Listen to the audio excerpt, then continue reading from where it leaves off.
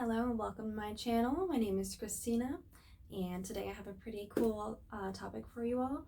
If you are interested in becoming a flight attendant or you have a future face-to-face interview coming up or even a virtual interview or a video interview, I guess you may call it as well. It has been a while since I've posted again. I'm sorry guys, I know I can't seem to get the ball rolling with this, but I am trying and I never forget about this channel.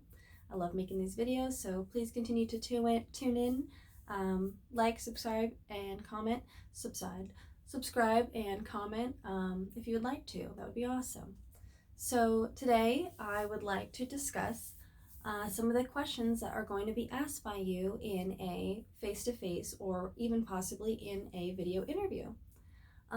So first, I think we've gone over the steps on this channel before, but first you're going to send an application, and then if the company likes you, they're going to then request of you to do a video interview with them.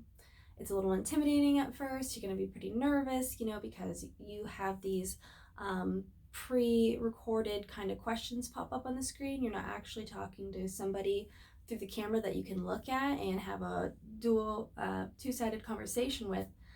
It's a one-way street. You're going to read the questions, you're going to have about 30 seconds to think of an answer, and you're going to have about a minute, maybe a minute and a half, maybe 2 minutes to answer it. I don't remember exactly the time limit. And it's probably different per airline as well. So this video is going to be about the type of questions that they are going to ask you in these interviews. And a lot of these questions are going to be asked at any interview. A lot of them are pretty basic, but some of them are going to pertain to that company or to the airline industry. So if you are curious and you're looking for some actual questions that they ask in these interviews, this is the video for you, so stay tuned. So one of the questions will be, of course, why do you want to be a flight attendant? That's a given question. They want to know why you would like to become a flight attendant. They kind of are trying to see if it just stumbled across your path and it's just something you're not really sure about, but you want to try out, why not? Or if you have a true passion for this industry and for this career, they want to see how bad you want it and what your reasons are for why you're choosing to go to this interview and get this career and get this job opportunity. So my suggestion would be, when they ask you why you want to be a flight attendant, of course, this answer pertains to every other question that they're going to ask you, but be honest with them. What made you want to become a flight attendant? Now that sounds pretty obvious, but I think that that's very important. You have to really want this job. It's not for everybody, but it is a wonderful, rewarding, and career that I believe is worth it. So what I had asked wait, what? What I had said when I was asked this question was I had been applying for at least a year now. I had put a lot of thought and research into this, and it seems like the job for me. I love meeting new people. I love servicing people. I personally had always been in the service industry. I love new experiences, and I want to experience new cultures, and that I just get along as a team with others. And I really truly believe that this type of lifestyle was something that would match perfectly with what I was looking for. I think that those are really good answers, basically saying you want to experience new cultures, that you love people. Never let that go. We all have to say that we love people in this industry. We love people, we want to experience new cultures, you work well as a team, and you love meeting new people and working with new people regularly. And also that you like to have kind of a sporadic schedule. You don't like to be in one place all the time, because that's not going to happen when you're a flight attendant, for sure. That's the last thing that's going to happen to you. So another question that they're going to ask you is going to be a bit more situational. And they're going to ask you a few situational questions. But say they ask you something like, tell us about a time that you were at your previous employer and you had a situation arise that was negative and it was problematic, and how did you solve this? Something chaotic is happening at work or with a customer, and how did you find a solution for this? So we tried to say, respond to these types of questions in a STAR format. So STAR would stand for situation, task, action, and result. Meaning, explain your situation happening, tell them the task that you have decided to take and execute, the action that you ended up taking, executing your task, and your result. what happened at the end of it, and make sure that there is a positive result at the end of your story, because no one wants to hear a negative result. That's not going to do you any good. So yeah, try to answer in the STAR format. You don't have to, and don't be going over those little bullet points, STAR, in your head. It might get confusing for you. It kind of gets confusing for me. So just tell a story and explain a negative situation that happened at your previous employer.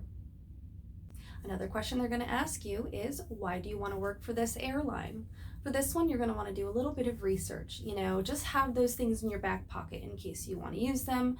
Just in case you don't know anything about this airline very much already, I would definitely suggest looking into their history, or kind of the perks that they offer in the airline. Like, say for my airline, we're a low-cost carrier. So we do give you the option to pay for certain things. It's not included in your ticket, but normally when certain extra amenities like snacks and drinks or a check bag is included in your ticket, you're paying for that.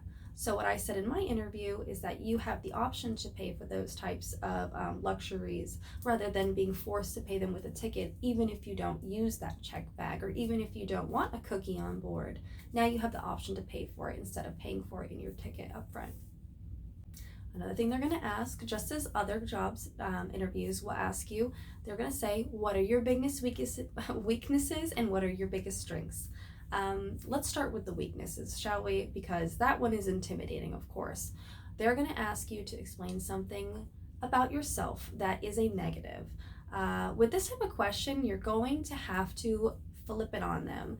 They're gonna, you're gonna tell them something negative about yourself, but you have to flip it and make it into a positive. So my suggestion, or what I said, come up with your own please, but what I said was that I am a very compassionate person. I'm very nice and loving, and I love to help people, but sometimes people can take advantage of this. And I know that in this type of career, you have to be very aware of people taking advantage of you. You have to have some sort of authority when you're on the airplane. So I cannot allow myself to be overly compassionate to where people will walk all over me. And I said that I was aware of that. That is my biggest weakness. But at the same time, you see what I did there? I told them that I was compassionate and I want to help people and service them, and that I truly feel like, I'm a nice person. I want to help others. So I think that's like probably one of the best answers. Go ahead and take it. And then, of course, what are your biggest strengths? Highlight the best things about yourself. I work well as a team. I'm good at problem solving. I love people. I am very compassionate. You can say that again. I'm a hard worker. I have good work ethic. I'm motivated. Say things like that. Those are pretty simple. Just reflect on yourself and the strengths that you have. I'm sure you have plenty of them. So go ahead and highlight those in that interview. This is your time to shine. So the recruitment team might also ask you how you resolved an issue that you had with a coworker in the past. Because again, as flight attendants, you are working with new crew as a team all the time. You are always working with new people, always meeting new people. It's actually really cool. I love that part of the job. I feel like I'm constantly making new friends, and it's really fun meeting new people and working with them. I can't explain it enough to you.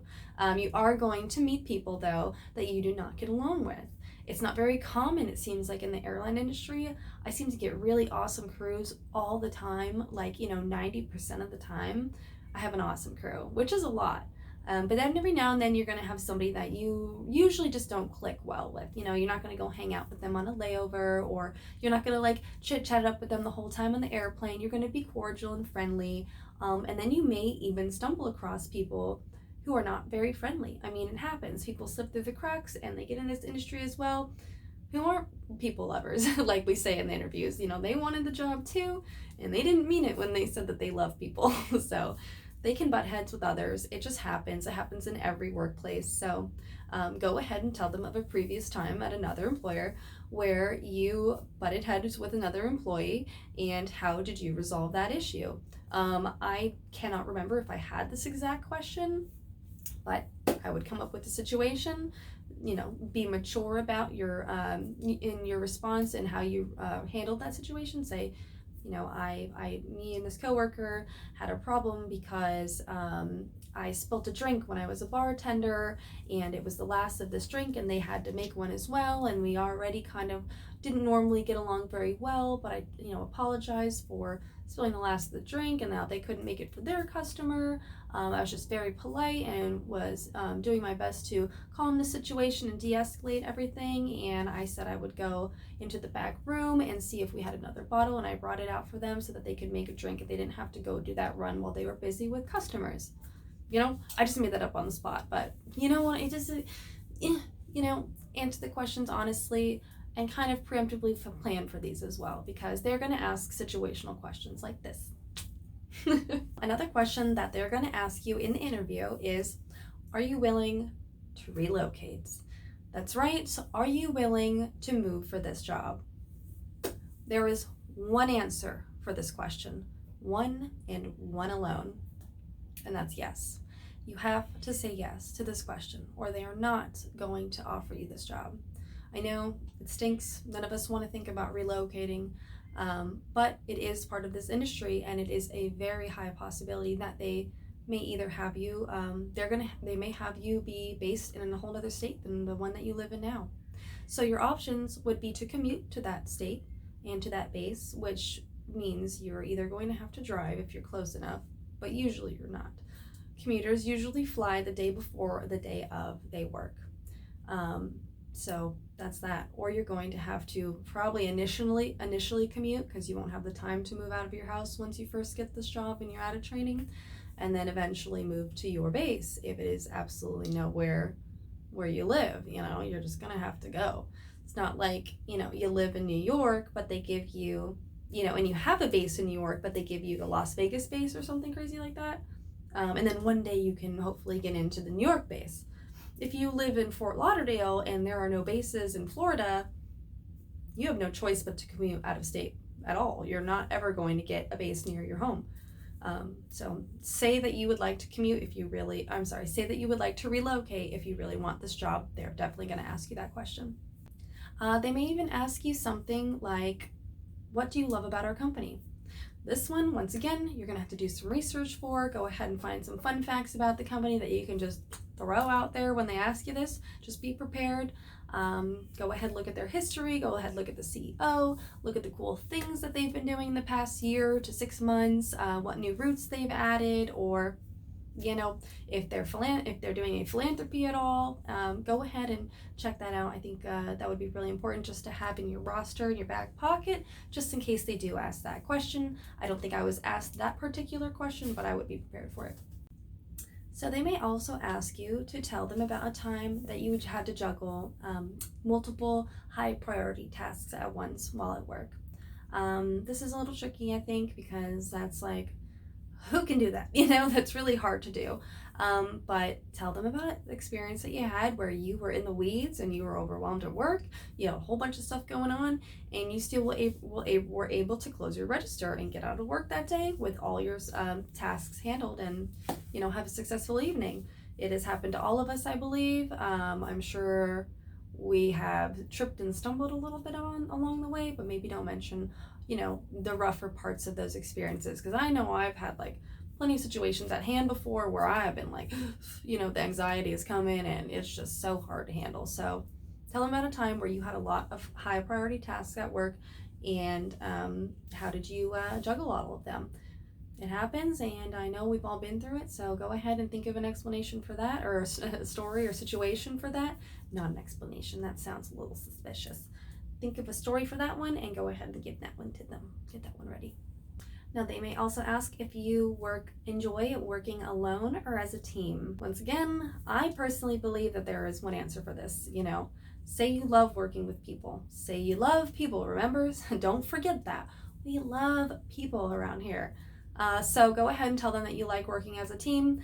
It is what we do on a daily basis. We are a team. We work together. Though we may have certain positions that we fly and we are assigned to per flight or per pairing, you need to be able to work well with your coworkers. We can't have chaos when you're 40,000 feet up in the air between you and your coworkers. We can't be bickering in the galley. That's right. We need to keep it professional. So go ahead, let them know that you work well with others and you play nicely. Again, this kind of pertains to the last question I just mentioned. They might ask you what type of environment you like working in. Say I like working 40,000 feet up in the air. No, just kidding. Say you like working with others, you like working as a team, you like working in new places and spaces and with new people. Just mention you love people. Remember, we love people in this industry. So, people, people, people. You love working with others. Also, be prepared to ask them a question at the end of the interview. I know it sounds kind of silly because you know how at the end of every interview they're like, "Do you have any questions?" Ask them a question. Do not let that go away. I don't care if you're like, "What did you have for dinner last night?" Ask them something. Well, don't ask that, of course, but ask them, and then don't ask them something that is easily Googleable about the company. Don't ask them something that you could already know. Like how long has your company been around, or who is the CEO and how long have they been, how long have they been the CEO, whatever the case. Ask them something that you're genuinely curious in, like maybe about the reserve schedule. What might reserve be like once I get started, or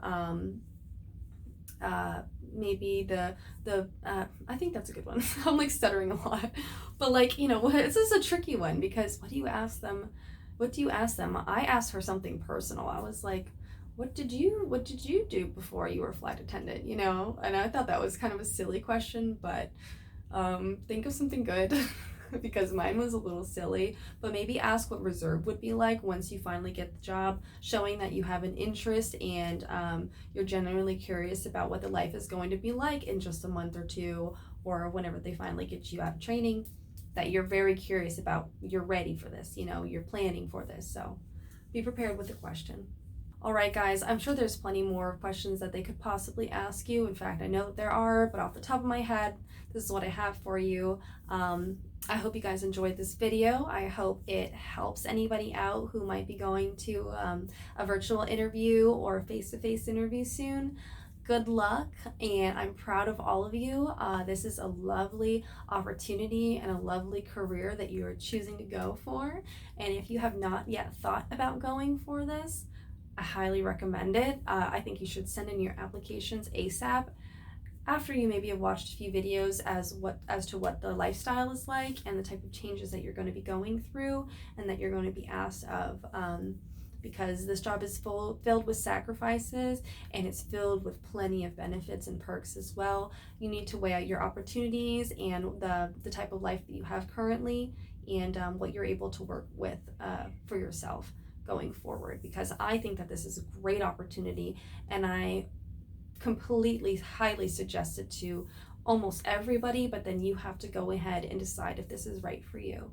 I love my job. I love this industry, and I want to share it with others. So best of luck to all of you who have your virtual and your face-to-face interviews coming up. Very exciting.